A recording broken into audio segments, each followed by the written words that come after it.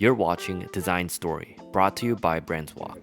Here we go beyond the finished product into the studios, sketchbooks, and thinking spaces of emerging designers around the world. No fluff, just design as it's made. Let's begin. Hey, this is Josh from BrandsWalk back at it again. Last month, the BrandsWalk media team and friends were given the opportunity to visit the beautiful city of Copenhagen, Denmark.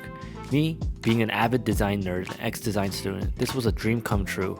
I spent the next 5 days enjoying the rich culinary culture, appreciating the striking architectural sites you only see on magazine covers, and spent a few days with independent Copenhagen-based designers behind some of my favorite furniture and homeware products. Today I'll be showing you a raw look into their studio space, notable projects, and design philosophy.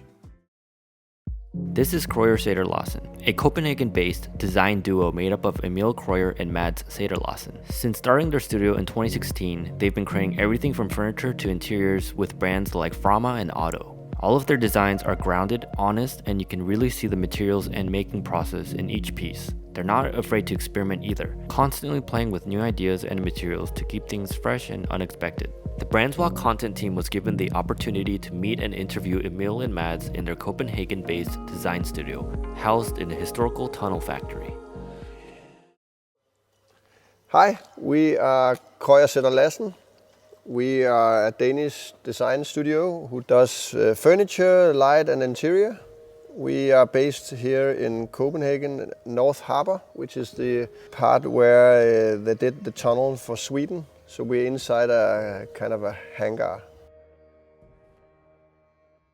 Denmark is such a little country, but the reason why, in history also, why it's like that small, is that we've been like having one of the largest fleets in the world always, and having like the firepower at the ocean to kind of cover our back in a way. Defend, yeah. This kind of container, like facing this industrial, everything is changing now in Copenhagen. House pricing is pushing like industrial facilities out a little bit more. That's also why you see like the inner circle of Copenhagen is, it used to be like a harbor, which were like, of course, boats coming in and out, and it was like the industry. But now it's a more active harbor for people living in Copenhagen.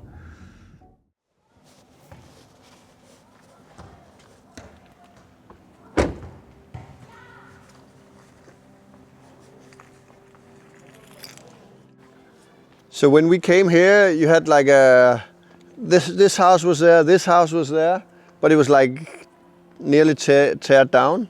We had out there was a grass field 5 years ago, and also you can see the old buildings. Like that one was old, that was old. There's like everything else was like you could see the ocean from here. So it's been like really fast.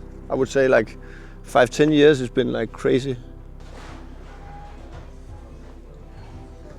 We did the table for Audo. It's called Nook table. We did also the small lamp here, which is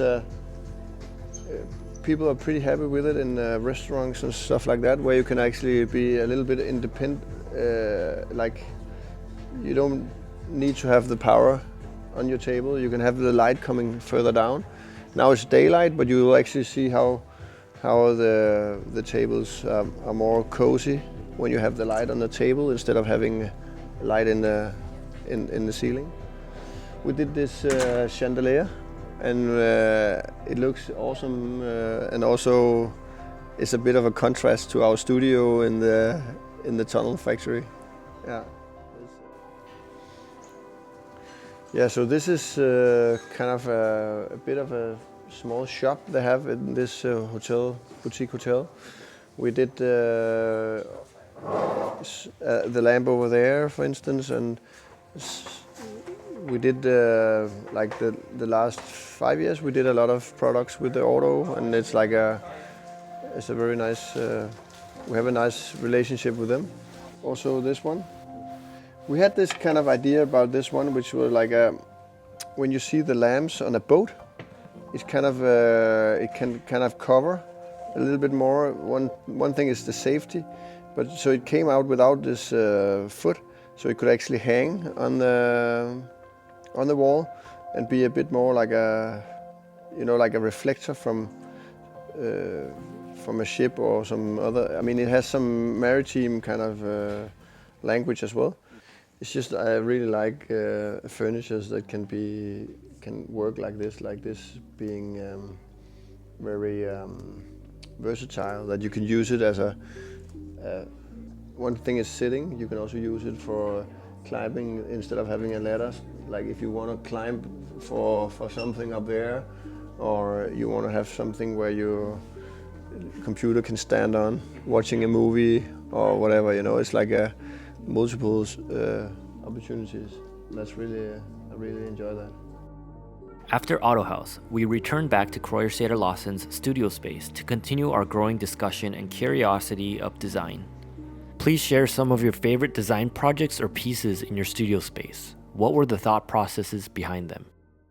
When we design, usually we do like, this could be the mother of the family of products, right? Like the first part of it. And then it's always for us interesting to see how can we actually evolve from one product to a family of products.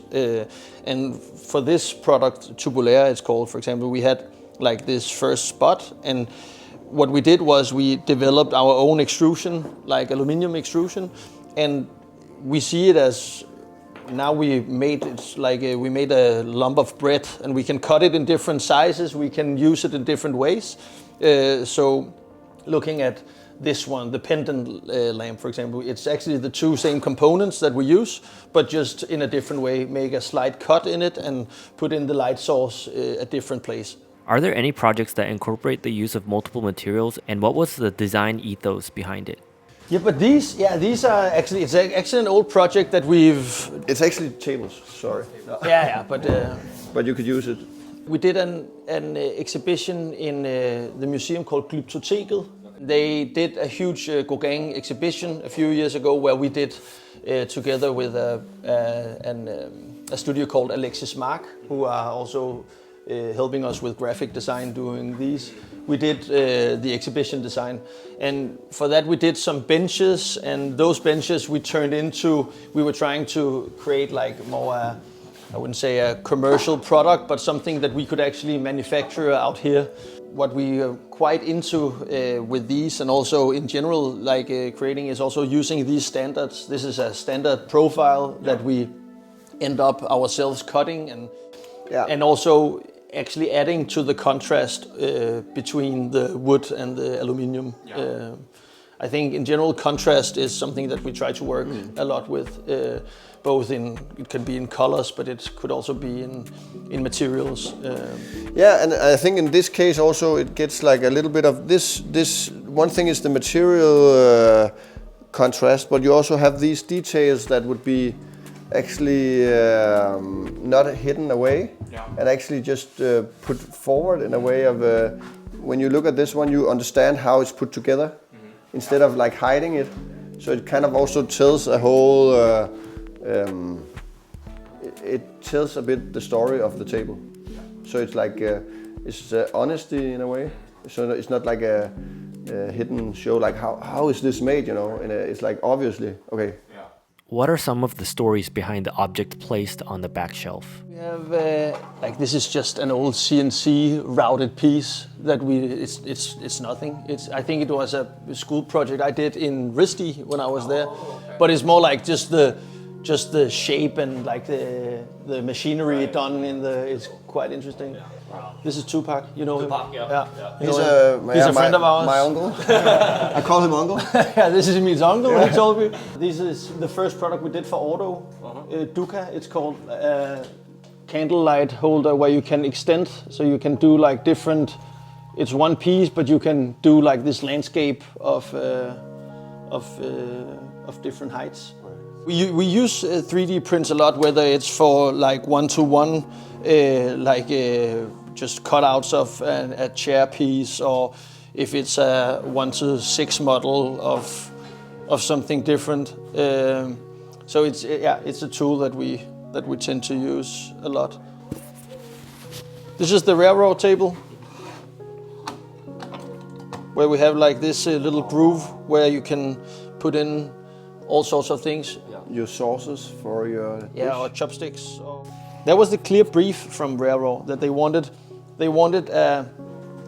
something with a dining table with built-in storage. So for us, it was quite like we didn't really get it. We were like, why do you want storage? And we actually had a hard time solving this. But then going to Korea, we also realized in all the restaurants there was like a little shelf with, or like a little drawer with the chopsticks. And What are some ways you wind down to get creatively inspired in between projects? I have a small cabin in Sweden, which is like out, like off the grid, kind of. And it's like with the kids and all that, it's like doing cutting down some wood, make like this lumberjack kind of, and or like whatever with the kids and like all that kind of building some funny some weapons or whatever. like that one? Yeah. This is something he did with his kids. No, but like making like these kind of things, I really appreciate in a way of. Please give us a brief history of Tunnelfabrikken, the hangar space where your studio resides. You know, like summer here is like approximately 20 to 25 degrees, right. I would say, and we so it's never really hot in here. So this is a small museum made for telling the story about the whole thing. You can see here, this is like the architectural renders of how it will be after it's been renovated, this place. So they are trying to keep some of this light from the middle of the whole place going down through the building, but they will put in floors and having all sorts of activities here. This is actually a project we could talk about a little bit. It's so we've been collabing with a 3D printing company who's printing in concrete. So this is kind of a concrete bench we did. It was made for an exhibition that we were in, and we kind of tried to make furniture for public space. We tried to make these as a module element that you could put in, and you could also just use the bench and more of them, putting them together as a modular system in order to prevent terror or something like this. And ending on that note, this has been a design story interview with Krøyer-Sætter-Lassen, and we hope this content inspired you like it did to us while we were creating it. To find out more about the Danish design duo and brands they've worked with, visit the links down below. If you would like to see more videos like this in the future, please subscribe to our channel. At BrandsWalk, we are always trying to uplift and introduce the world to long-lasting brands and the creative minds behind them. Our online store and social media platforms are constantly being updated to follow that singular goal. Thanks for watching, and see you in the next one.